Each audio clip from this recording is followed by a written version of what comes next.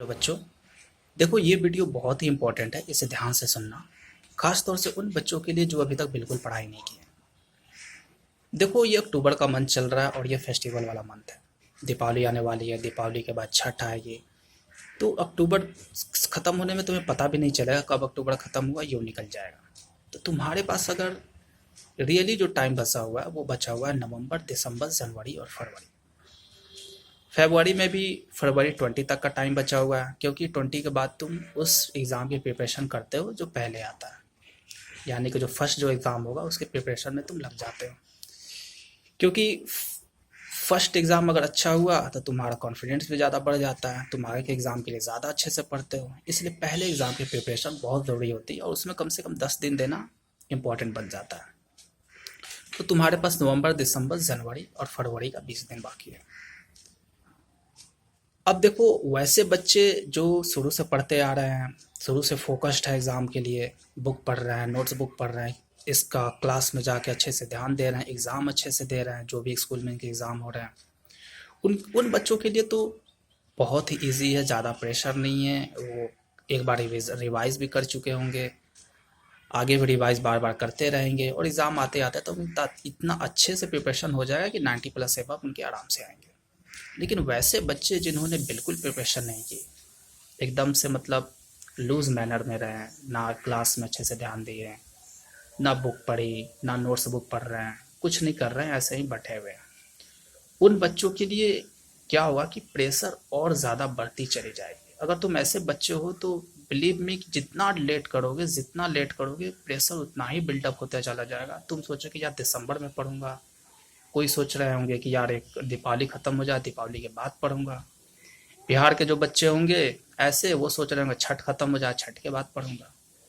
तो तुम अभी तो सोच लेते हो पढ़ूंगा, अच्छी बात, उस समय पढ़ना शुरू कर दोगे तो तुम पास हो जाओगे। लेकिन शर्त ये है कि तुम्हारे ऊपर प्रेशर ना हो। लेकिन जैसे जैसे समय बीतेगा ये प्रेशर बिल्डअप होता चला जाएगा और तुम चाह के भी नहीं पढ़ पाओगे। तुम्हारा दिमाग इधर उधर डाइवर्ट होगा, अपने दोस्तों को देखोगे जो पढ़ने वाले हैं कि यार ये तो इतना ज़्यादा पढ़ चुका है, मैं कितना भी पढ़ लूँ इससे आगे नहीं निकल पाऊंगा। तुम अपने आप को कंपेयर करते हो, ये एक ह्यूमन नेचर होता है।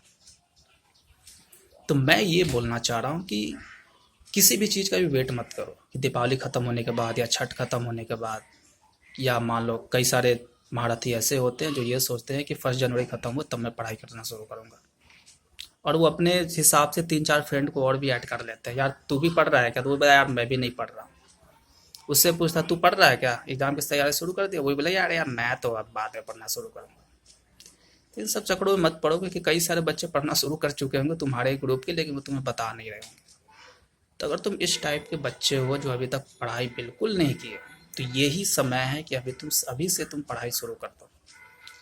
अगर तुम्हें ये लग रहा हो कि यार अभी से पढ़ाई शुरू भी कर दिया तो मैं पास होऊंगा या फेल हो जाऊंगा, जो भी तुम्हारे दिमाग में डाउट हो, तो मैं बता देना चाहता हूँ कि यह 10th का सिलेबस ज़्यादा नहीं होता।